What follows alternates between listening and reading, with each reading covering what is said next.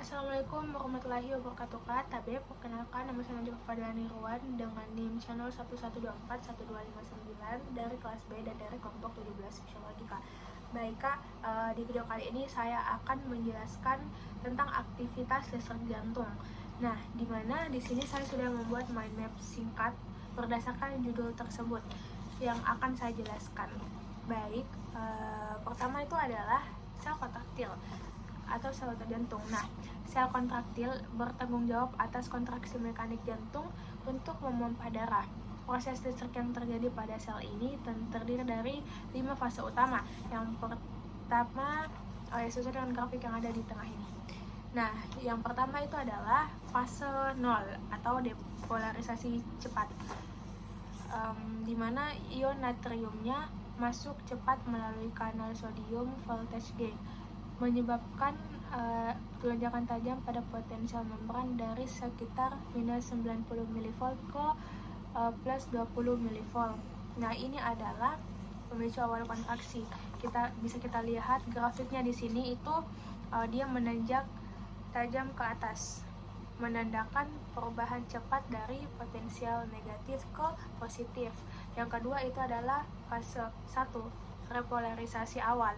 Nah, di mana kanal natrium tertutup dan kalium mulai keluar melalui kanal potasium transien. Tegangannya mulai sedikit menurun. Nah, kalau kita lihat di grafik ini, ada penurunan kecil setelah puncak.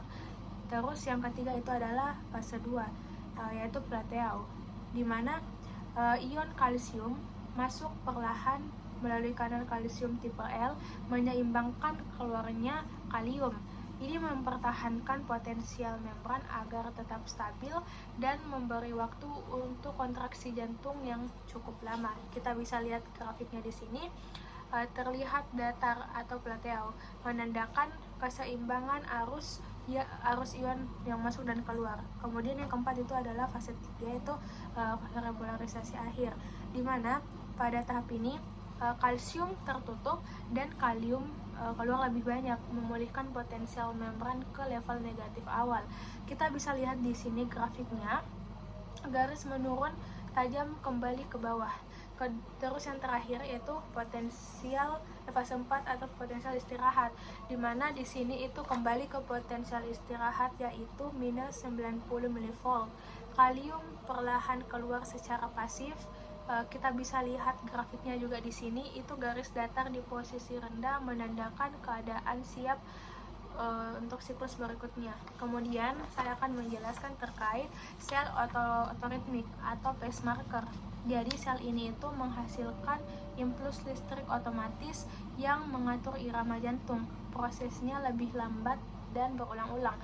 Nah, fase pertama yaitu pacemaker potential, di mana natrium dan kalsium masuk perlahan secara spontan tanpa stimulus eksternal sehingga potensial membran perlahan naik dari minus 60 mV ke ambang minus 40 mV. Fase ini itu memastikan jantung tetap berdenyut secara ritmis meskipun tanpa sinyal dari otak. Di sini kita bisa lihat grafiknya, garis naik perlahan dan bertahap. Yang kedua tuh depolarisasi cepat.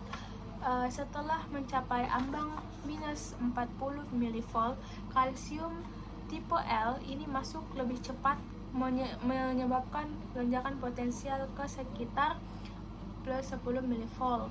Dan ini adalah pemicu kontraksi selanjutnya. Kita bisa lihat grafiknya juga di sini, dia tuh melonjak curam ke atas tapi tidak setinggi sel kontraktil. Ketiga yaitu fase 3, yaitu repolarisasi, di mana kalsium tertutup, kalium terbuka, membawa potensial membran turun kembali ke 60 mV. Siklus ini akan terus berulang menerus. Di sini kita bisa lihat juga grafiknya, garis menurun perlahan dan siap untuk memulai siklus baru.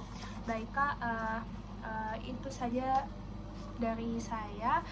Kurang lebihnya mohon dimaafkan, Kak. Wabillahi taufiq wal hidayah. Wassalamualaikum warahmatullahi wabarakatuh.